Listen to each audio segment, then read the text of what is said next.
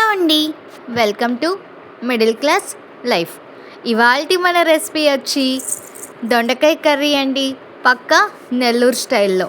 దీనికి కావాల్సిన ఇంగ్రీడియంట్స్ పల్లీలు, జీలకర్ర, మెంతులు, ధనియాలు, ఎండుమిరపకాయ, టమాటో, ఆనియన్, పచ్చిమిర్చి, దొండకాయలు, చింతపండు పులుసు, కొంచెం బెల్లం అండి. ముందుగా మనం ఒక పాన్లో ఆయిల్ వేసుకుని దాంట్లో ఎండుమిరపకాయలు, పల్లీలు, ధనియాలు, జీలకర్ర, మెంతులు, కొంచెం బెల్లం వేసుకుని ఫ్రై చేసుకోవాలండి. ఇవి ఫ్రై చేసుకుని పక్కన పెట్టుకోవాలండి. మనం ఆనియన్స్ని, టమాటో ముక్కల్ని, పచ్చిమిర్చిని చిన్న చిన్న ముక్కలుగా కట్ చేసుకుని పక్కన పెట్టుకోవాలండి. ఇప్పుడు దొండకాయని తీసుకుని మధ్యలో 4 ఘాట్లు వచ్చేలాగా పెట్టుకోవాలండి. అంటే గుత్తి వంకాయకి ఎలా పెడతామో దొండకాయని కూడా అలాగే కట్ చేసుకోవాలండి. ఇప్పుడు వేరే పాన్ పెట్టుకుని దాంట్లో ఆయిల్ వేసుకుని జీలకర్ర, ఆవాలు వేసుకుని ఆనియన్స్ వేసుకోవాలండి. ఆనియన్స్ మనం గోల్డెన్ బ్రౌన్ వచ్చేదాకా ఫ్రై చేసుకోవాలండి. చూడండి ఆనియన్స్ ఎలా వేగుతున్నాయో. ఆనియన్స్ వేగేలోపు మనం దొండకాయలనైనా కట్ చేసుకుంటూ ఉండాలండి.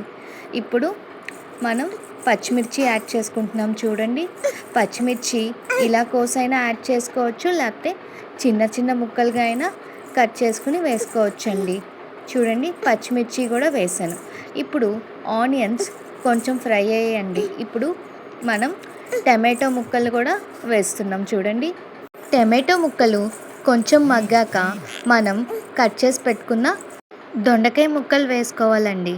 దొండకాయ ముక్కలు కొంచెం ఫ్రై చేశాక మనం చిటికెడు పసుపు, రుచికి సరిపడా ఉప్పు వేసుకుని మరి కాసేపు ఫ్రై చేసుకోవాలండి. ఇలా దొండకాయలు మనం 5 నిమిషాలు మగ్గించుకోవాలండి. ఇప్పుడు మనం అరగంట ముందు నానబెట్టుకున్న చింతపండు పులుసుని బాగా నలుపుకొని ఈ దొండకాయ ముక్కల్లో వేసుకోవాలండి. చూడండి, చింతపండు రసం వేస్తున్నాను నేను.